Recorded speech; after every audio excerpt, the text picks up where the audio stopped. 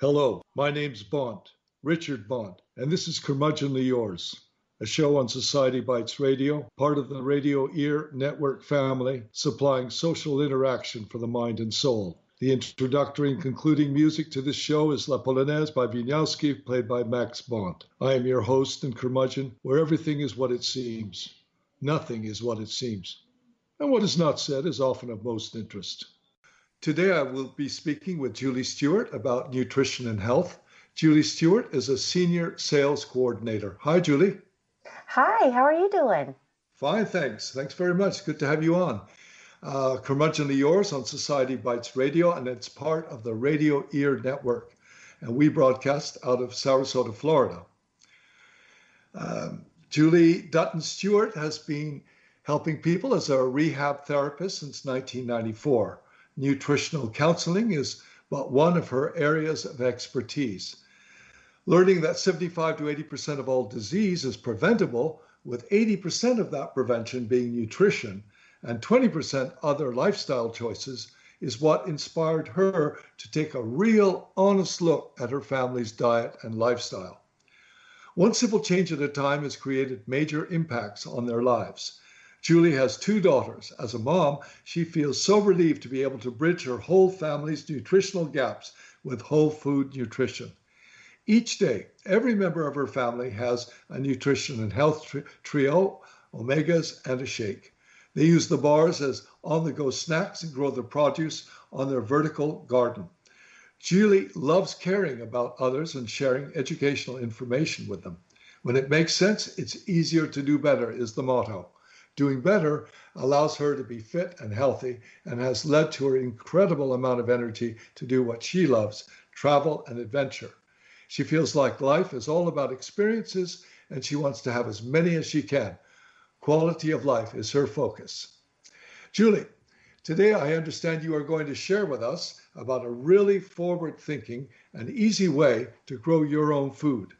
I know that you are very passionate about prevention and helping others be as healthy as they can be, especially when it comes to nutrition. So, before we dig into gardening, why don't you tell me a little bit about yourself and how you became interested in nutrition? Oh, thank you. I would absolutely love to. So my background is as a medical speech pathologist, and I've been doing that for 26 years. And one of the areas of expertise is with swallowing disorders. So I had an opportunity to not only work with nutrition, but also to work with people that were trying to recover from illnesses.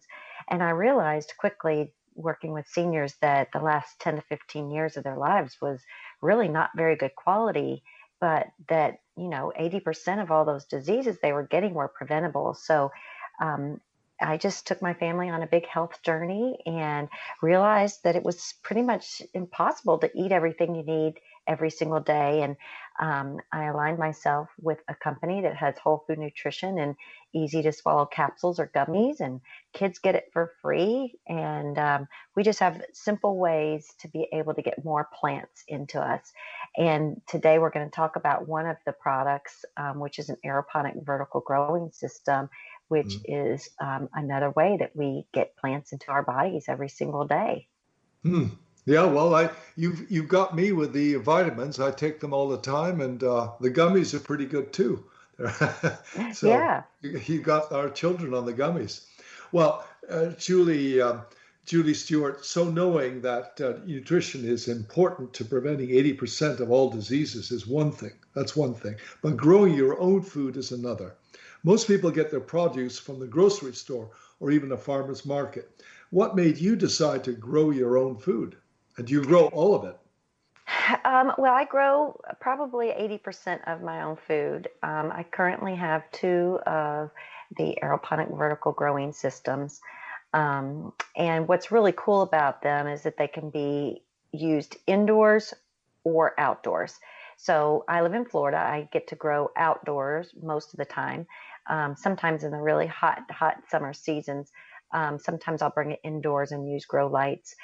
Mhm. But I think one of the reasons why is because I had learned through a lot of research and education that the reason why it's so difficult to eat everything you need in a day is because our food just doesn't have the same amount of nutrition that it used to.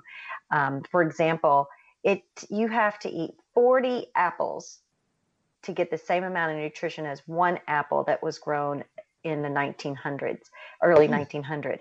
Wow. And so 40. yeah, and it's because not only is the land a little bit depleted, but primarily it's because we pick our produce well before it's ripened on the plant, and the majority of nutrition goes into it. So anytime that you can grow your own food and pick it at the peak of ripeness, or even go to your local farmers markets, the ones that are actually using locally grown food that was picked that day or the day before, that's the best places to get your food. And so, between wanting the most nutritious food, wanting to cut costs and have my food bills and be as low as possible, and Hmm. also knowing what kind of chemicals, etc. My food's being exposed to. I grow everything without chemicals, and that's Hmm. important.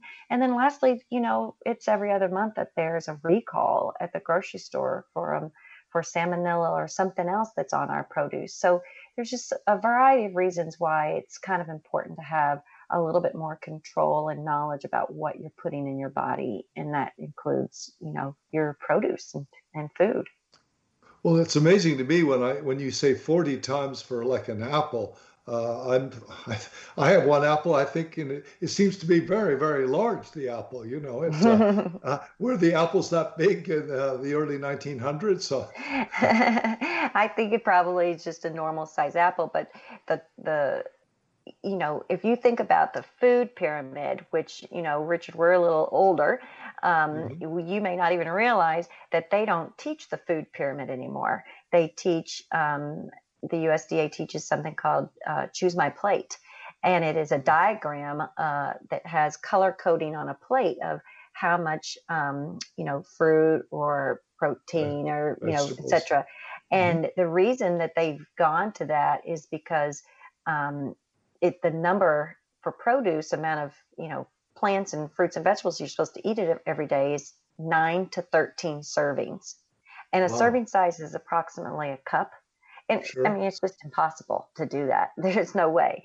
So the plate shows a diagram where half the plate you're supposed to have at every single meal, that's breakfast, lunch, and dinner, is Okay. supposed to be fruits and vegetables.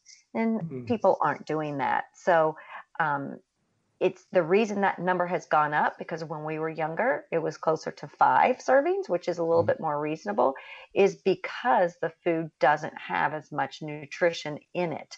And Mm. so that's why the number has gone up to 9 to 13, because you have to eat that much more just to get the same amount of nutrition. Well, how does this fit into the diet regimes? Because, a lot of these diets that you hear today, people are eating 5, 6 times a day, but much smaller portions. Is that Mhm. what you're sort of talking about? Well, I didn't reference that, but I think that's a smart way to eat. It keeps your metabolism high, it keeps your body functioning. Sure. And still, no matter whether it's a snack or a full meal, it still should be 50% fruits and vegetables, preferably raw. And it doesn't matter what diet, if you do feel compelled to follow a particular diet, which I'm not a big fan of, but if you are, it doesn't matter whether it's Atkins or paleo or vegetarian or vegan, it doesn't matter. There's one thing that if you overlapped every one of these diets, every fad, everything there is, Mm. and there's a core in the middle that they all share the same of, and that is eat more fruits and vegetables. Okay. Yeah, but I like, when it comes to vegetables, I like to eat them pretty cooked. In other words, I like them soft. And yet today, apparently, you're supposed to eat them raw or very, very little cooked, so you get all the vitamins out of them. Absolutely. And it's not today. It's just that you've recently learned that. But that's kind of common knowledge, and that when you expose fruits and vegetables to heat, it depletes and breaks down the nutrition and the enzymes in it. I I know, but I learned it quite a while ago, but I've never liked it. I've always liked to eat them really cooked. So, but that's my own personal Well, preference. that's why it's a beautiful thing that with the company I'm with, we have, you called them vitamins, but it's not. It's whole food. It's concentrated fruits and vegetables, literally just dehydrated, the water, sugar, and salt taken out. Oh, So yes. it's I'm just the sorry. nutrition in a capsule. Yeah. So, that's the beautiful thing is, Richard, you get to bridge those gaps no matter how big they are with whole food nutrition easily in a For capsule. me, it fits perfectly. Well, thank you. Um, Yeah. Julie, this is sort of another subject, but have you ever failed at anything? And if so, what was it? What made you decide to try again? Well, I think that question, as I'm looking, is kind of in reference to growing food. And so, getting back to gardening, which we're talking about today, I have tried gardening for years, probably about 16 years. I would put a garden in our yard, every fall and every spring, and, get really excited about it and get it all ready, everything planted and mulched, and, sit there and enjoy it, do it on a Saturday, enjoy looking at it on a Sunday, thinking, oh, I'm going to take care of this. I'm going to weed it. I'm going to check it every day, just a Sure. few minutes. And, then Monday started, and by Yeah. Wednesday, you've forgotten about the garden. And by Friday, it's overtaken by weeds, bugs, and everything else. And, for 16 years, I never really produced anything. And Yeah. so, I've And done then in-ground gardening. all the animals that crawl over it, the snails and the Uh, insects and everything. Caterpillars, and yes. And then I did earth boxes and did it inside the screen in my porch, which a lot of people have here in Florida. And that was relatively successful. It was expensive though. You always had to replenish the dirt. It took up a lot of space. Mhm. And, I was only able to grow so many things. I didn't want to have thousands of earth boxes. And Sure. so, I've tried several different methods of growing, and I've had limited success, we'll put it that way. So fortunately, I'm very persistent and I didn't give up. And when I found out about the aeroponic vertical growing tower, That was it my made, next question. Yes. Well, go ahead. yeah, it just made total sense. So it's, vertical growing is truly the way of the future. We are not Okay. going to have enough land by 2050 to grow enough food for everyone in the world. So vertical growing has already started, and it will have to be happening to be able to supply the population of the world. So this system is aeroponic growing, which is the most sophisticated version of hydroponics. Okay. So basically, there is a tub at the bottom that Yeah. holds 20 gallons in the larger version, which is called the Tower Garden Flex, Okay. the Vertical Garden Flex. And there's 20 gallons of water in it. And there's, for lack of a better word, a kind of a PVC looking system, a pipe that stands up from the center. Okay. And the plants, there's little holes in that. The plants sit with the roots facing the inside of the pipe, and they grow out. And they're sitting in air, and that's why it's aeroponic. In the Hmm. bottom of the tub is a pump, and the pump is plugged in. So every 15 minutes, the water is shunted to the top of that pipe and trickles down over the roots through the inside. Wow. And so it's 15 minutes of watering on and 15 minutes off. And it's just incredible. In the basic system, you can grow 20 different plants. There's slots for 20 different plants. You can add an extension to it to add 8 Okay. more plants, or you can add a microgreens extension kit to the top, and that adds in 32 more plants on its own. So it's it stands at the basics. It stands only 5 feet tall, and it only takes up 3 feet in diameter, Wow. which is really small. So, I mean, it can fit in the corner of a kitchen. It can fit on a teeny tiny patio of a condo. You could put it out in your yard.